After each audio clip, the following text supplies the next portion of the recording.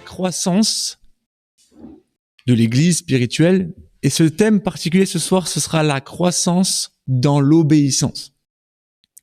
Alors, qu'est-ce que l'obéissance? L'obéissance, c'est quelque chose qu'on n'aime pas entendre. C'est quelque chose que, quand on entend le mot obéissance, on entend contrainte, obligé de faire ce que quelqu'un nous dit. Et ça, dans la vie quotidienne de tous les jours, que ça soit au travail, c'est un petit peu exact. Mais moi, ce soir, je vais vous parler de l'obéissance envers Dieu. Et vous verrez, au fur et à mesure qu'on va étudier la parole, vous verrez que cette obéissance n'est pas une contrainte. Ce n'est pas quelque chose qu'on fait en traînant un boulet à nos pieds, mais au contraire, quand on a compris pourquoi on doit obéir, ça devient un plaisir. Ça devient quelque chose de, voilà, j'obéis à Dieu parce que je veux obéir à mon Dieu. Amen. Et j'aimerais vous lire, pour commencer en introduction, un psaume qui se trouve dans le psaume 128.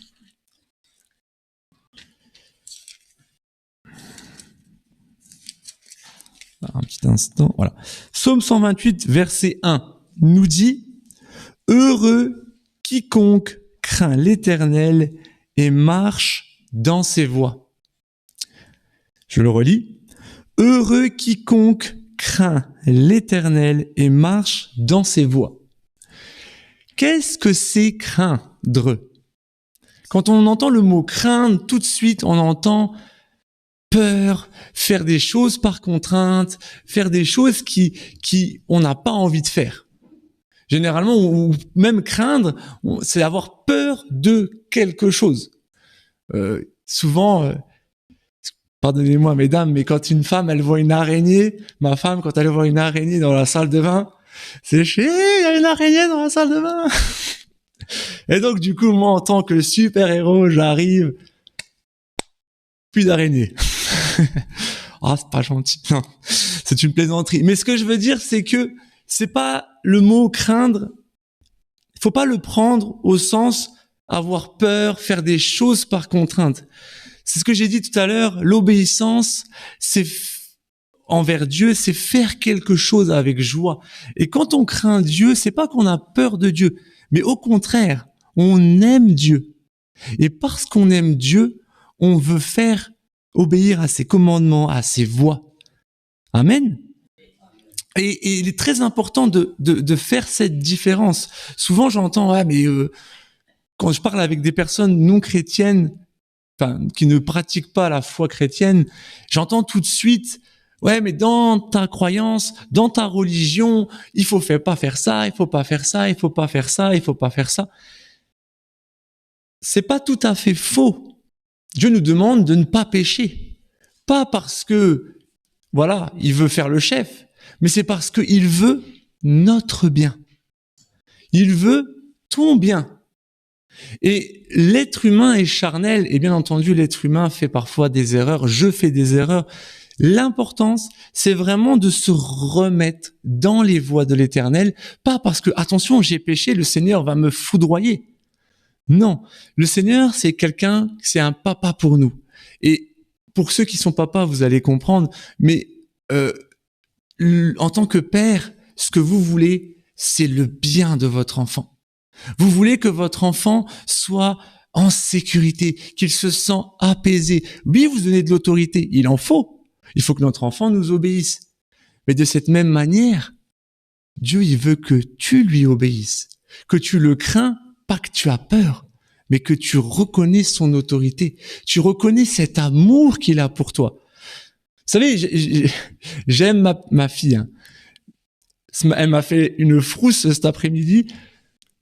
Mais la réaction que j'ai eue tout de suite, je me suis alarmé parce que j'ai vu qu'elle avait mis un truc dans la bouche. J'ai été lui chercher parce qu'elle m'a fait peur. Parce que j'aime ma fille et je veux pas qu'il lui arrive du mal. De cette même manière, l'Éternel t'aime et il veut te bénir.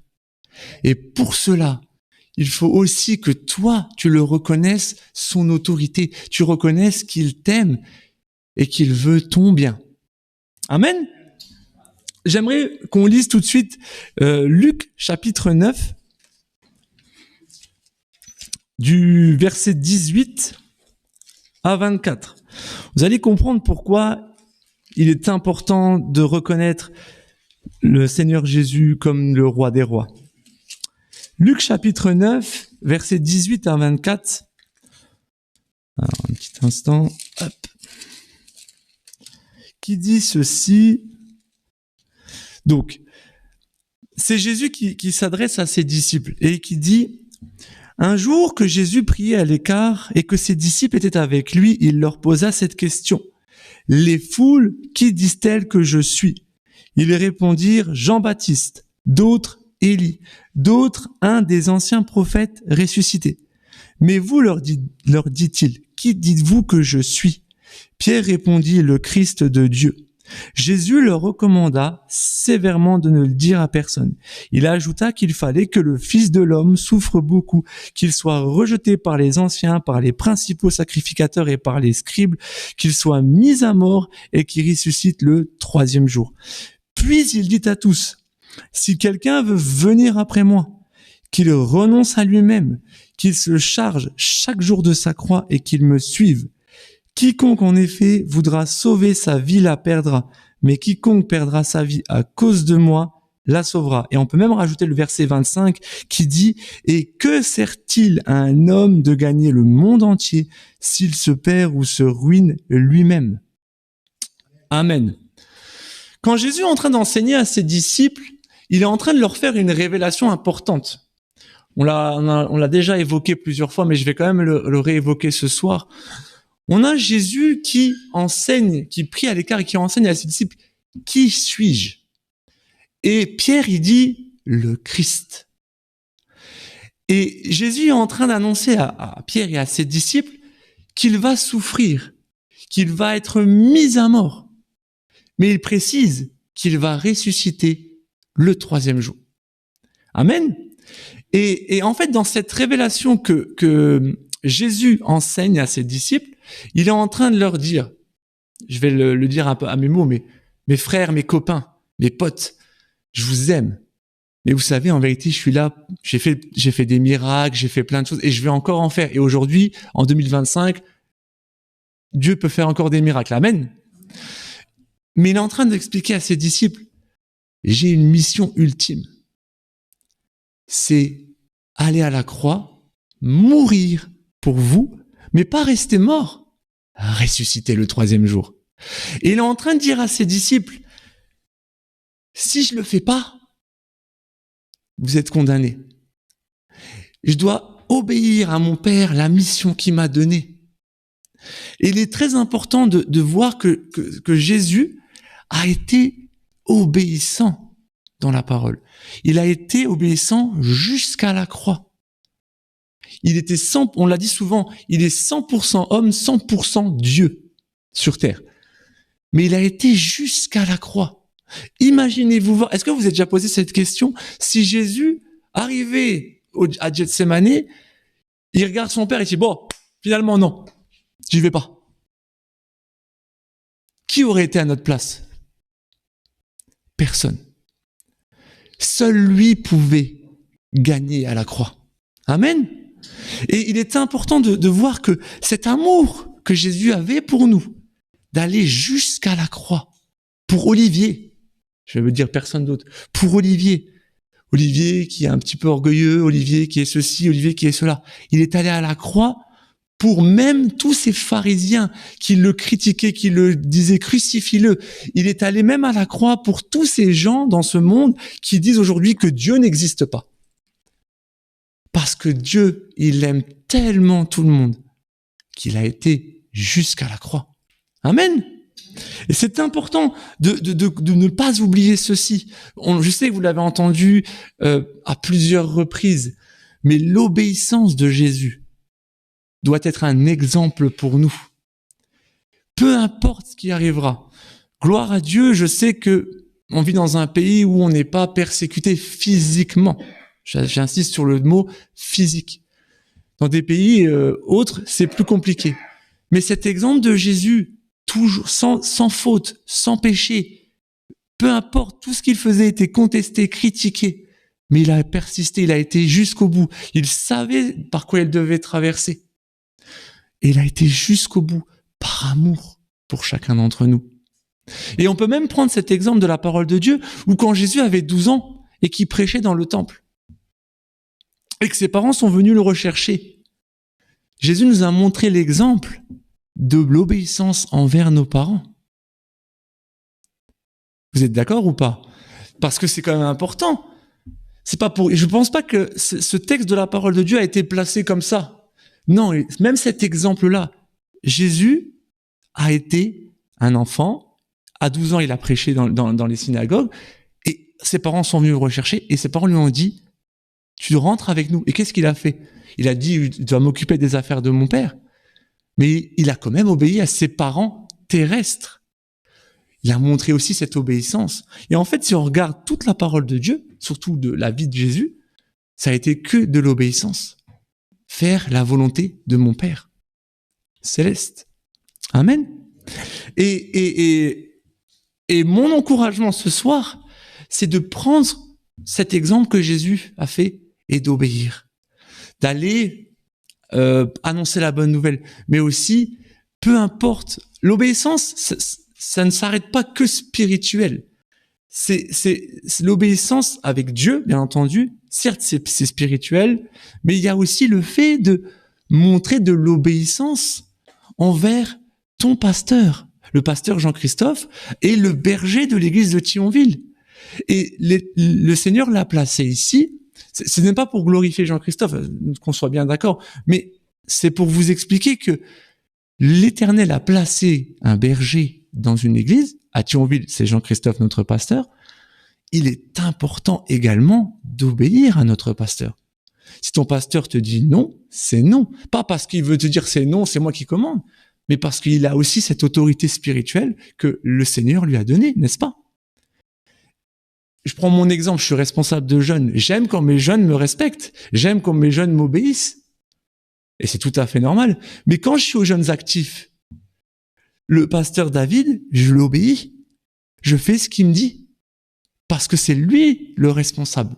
Vous voyez, c'est cette comparaison que je veux vous faire comprendre. Bien entendu, je ne dis pas qu'il ne faut pas obéir à Dieu. Il faut obéir à Dieu, ça, il n'y a pas de souci. Mais il faut aussi obéir à l'autorité qui a été mise en place dans l'Église. Vous êtes d'accord? C'est très important. C'est très, très important. Parce que peut-être le projet de Dieu dans ta vie, c'est de t'emmener quelque part. Mais si tu ne passes pas par l'obéissance qui est le respect de ton berger, tu ne pourras pas entrer dans le plan de Dieu. Il faut que tu passes des étapes pour pouvoir aller plus loin. D'accord? Très important. Et j'aimerais vous donner un autre verset qui se trouve dans Jean, chapitre 15, du verset 1 à 17, qui nous parle du cep et du sarment. Et si on pourra, après la lecture de la parole, afficher la petite image, après, je donnerai quelques explications supplémentaires. Donc, Jean, chapitre 15, à partir du verset 1 au verset 17, nous dit, donc c'est Jésus qui dit, « Moi, je suis le vrai cep, et mon Père est le vigneron. Tout sarment qui est en moi et qui ne porte pas de fruit, il est retranché, et tout sarment qui porte du fruit, il l'émonde afin qu'il porte encore plus de fruits. Déjà, vous avez été émondés à cause de la parole que je vous ai annoncée. Demeurez en moi comme moi en vous, de même que le sarment ne peut de lui-même porter du fruit s'il ne demeure sur le cep. De même, vous non plus, si vous ne demeurez en moi. Moi, je suis le cep, vous le sarment. Celui qui demeure en moi, comme moi en lui, porte beaucoup de fruits, car sans moi, vous ne pouvez rien faire. Si quelqu'un ne demeure pas en moi, il est jeté dehors comme le sarment et il sèche, puis l'on ramasse les sarments, on les jette au feu et ils brûlent. Si vous demeurez en moi et que mes paroles demeurent en vous, demandez tout ce que vous voudrez et cela vous sera accordé. Mon Père est glorifié en ceci, que vous portiez beaucoup de fruits et que vous serez mes disciples. Comme le Père m'a aimé, moi aussi je vous ai aimé, demeurez dans mon amour. Si vous gardez mes commandements, vous demeurerez dans mon amour. Comme j'ai gardé le commandement de mon Père et que je demeure dans son amour. Je vous ai parlé ainsi afin que ma joie soit en vous et que votre joie soit complète. Voici mon commandement. Aimez-vous les uns les autres comme je vous ai aimés. Il n'y a pour personne de plus grand amour que de donner sa vie pour ses amis. Vous êtes mes amis si vous faites ce que je vous commande. Je ne vous appelle plus serviteur parce que le serviteur ne sait pas ce que fait son maître. Je vous ai appelé ami parce que tout ce que j'ai appris de mon Père, je vous l'ai fait connaître. Ce n'est pas vous qui m'avez choisi, mais moi je vous ai choisi et je vous ai établi afin que vous alliez et que vous portez du fruit et que votre fruit demeure pour que tout ce que vous demanderez au Père en mon nom, il vous le donne. Ce que je vous commande, c'est de vous aimer les uns les autres. Amen. Et si on pourrait afficher la petite image que j'ai envoyée à David, pour que vous compreniez exactement cette image du cep et du sarment. Alors, donc voilà, vous avez sur l'écran, vous avez l'image du cep, du sarment. Qu'est-ce que le cep? Le cep, c'est le tronc principal du petit arbuste, d'accord? Les sarments, ce sont les branches, d'accord? Et le cep, c'est Jésus. Les sarments, c'est chacun d'entre nous, d'accord? Et la parole de Dieu nous demande à porter du fruit. Et comment on porte du fruit? C'est pas en disant je suis chrétien, je vais à l'église. C'est important. Mais c'est en portant du fruit, c'est quoi? Ça veut dire méditer la parole, mettre en pratique la parole, avoir une relation avec notre Père, prier, parler avec lui, lui faire confiance dans tous les aspects de ta vie, c'est-à-dire église, travail, famille, tout mettre dans les mains de Dieu. Si on prend un sarment, on va prendre le sarment de gauche et qu'on casse la branche, qu'est-ce qui va se passer? Au bout d'un certain temps, le sarment va sécher et va mourir. L'image qui est représentée, c'est que toi, sans Jésus, la seule solution, c'était Jésus, qui est allé à la croix, qui a obéi. Si tu n'es pas en connexion avec Jésus, tu peux essayer par n'importe quel moyen de t'en sortir. Tu iras à ta ruine. Par contre, si tu obéis à l'Éternel, si tu obéis au commandement de Dieu, si tu mets en pratique la parole et que tu portes du fruit, porter du fruit, ça veut dire vivre la parole de Dieu. Et qu'est-ce qui va se passer? Tu vas porter du fruit et t'en porteras beaucoup. Et le commandement qui est aimez-vous les uns les autres, les petits sarments qui te voient, le petit sarment, c'est les petits qui ont pas l'habitude, qui commencent à connaître la parole, ou c'est les enfants dans l'église, ils te voient, ils veulent faire comme toi. Ils veulent te reproduire. Et comment ils vont te reproduire? En restant connectés au cep. Vous comprenez cette image très importante? Tu as besoin d'être constamment en connexion avec Dieu. Tu as besoin de ne pas te séparer. Souvent, j'entends, c'est pas grave, dans différentes églises, j'entends, je peux regarder sur l'église Intel, Mulhouse, sur Zoom. Gloire à Dieu pour la technologie. Mais comment tu veux vivre la communion fraternelle si tu vas pas dans ton église locale? Comment tu veux aimer ton frère si tu n'as pas de lien avec ton frère? Alors oui, tu vas me dire, oui, monsieur Olivier, moi j'ai la parole, je peux faire comme ça, tout va bien dans ma vie. Mais au bout d'un moment, tu auras besoin de vivre la communion. Tu auras besoin de porter du fruit dans ce domaine-là pour pouvoir aimer plus ton prochain et encourager ton frère. Ça veut pas dire que je suis à droite, j'ai plein de fruits. Toi, t'en as pas, t'es nul. C'est pas ça. Ça veut dire ensemble, la croissance dans l'obéissance ensemble. On a besoin des uns des autres. On a besoin de grandir. On a besoin ensemble d'obéir à notre Père Céleste. Amen. Et j'aimerais faire cette comparaison qui est très importante, qui se trouve dans Romains. On l'a déjà lu plusieurs fois. Romains 5, chapitre 12 à 17. C'est le parallèle entre Adam et Jésus-Christ. Vous allez comprendre. C'est pourquoi de même que par un seul homme, le péché est entré dans le monde, et par le péché la mort, et qu'ainsi la mort a passé sur tous les hommes parce que tous ont péché, car jusqu'à la promulgation de la loi, le péché était dans le monde, mais le péché n'est pas mis en compte quand il n'y a pas de loi. Cependant, la mort a régné depuis Adam jusqu'à Moïse, même sur ceux qui n'avaient pas péché, par une transgression semblable à celle d'Adam, lequel est la figure de celui qui devait venir. Mais il n'en est pas du don gratuit comme de la faute, car si par la faute d'un seul, beaucoup sont morts, à plus forte raison, la grâce de Dieu et le don qui vient de la grâce d'un seul homme, Jésus-Christ, ont-ils été abondamment répandus sur beaucoup. Il n'en va pas de ce don comme du péché d'un seul homme, car le jugement après une seule faute aboutit à la condamnation, tandis que le don gratuit, après de nombreuses fautes, aboutit à la justification. Si par la faute d'un seul, la mort a régné par lui seul, à bien plus forte raison, ceux qui reçoivent l'abondance de la grâce et du don de la justice régneront-ils dans la vie par le seul Jésus-Christ. Amen. Par son sacrifice, par son amour, nous avons accès à la vie éternelle. Prenons un exemple. Je vous donne un cadeau gratuit. Vous allez le prendre ou pas? Peu importe le cadeau. Je vous donne une Ferrari. On est d'accord? Vous allez la prendre tout de suite. Pourtant, le Seigneur vous a racheté à un grand prix. Vous étiez tous condamnés. J'étais condamné. Mais pourtant, le Seigneur, par amour, il m'énerve, Olivier, mais je l'aime. Alors, je vais aller le sauver. Vous savez, je dis souvent ça aux jeunes, mais même si j'étais le seul à sauver, Jésus serait venu. Seulement, Jésus n'est pas venu que pour Olivier. Il est venu pour chacun d'entre nous. Et par ce don gratuit, il y a juste à l'accepter. Grâce à lui, on a accès à la vie éternelle. Est-ce que obéir à la parole de Dieu devient une contrainte? Ou est-ce que c'est une joie de remercier notre papa qui veut nous bénir, qui veut nous encourager à aller de l'avant, qui veut t'emmener plus loin? Mais tu as besoin de passer par l'obéissance.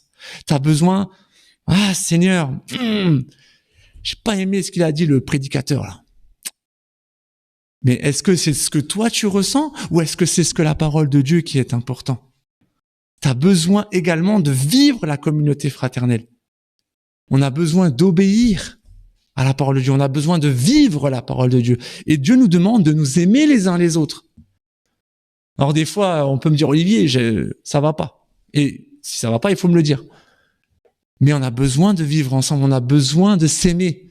Parce que c'est un commandement. Aimez-vous les uns les autres. L'obéissance. Bien entendu, si demain je dis complètement des choses fausses à la parole de Dieu, arrêtez-moi. Mais vivons la parole de Dieu. Vivons l'obéissance.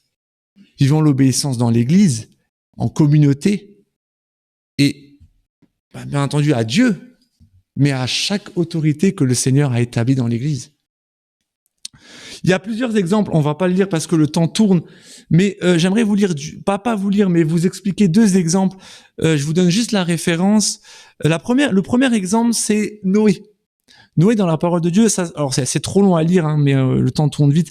La référence, c'est de Genèse chapitre 6, à partir du verset 9 jusqu'à la fin, et à partir du 7 jusqu'au 16. Voilà. C'est la référence que je voulais dire. En fait, c'est Noé.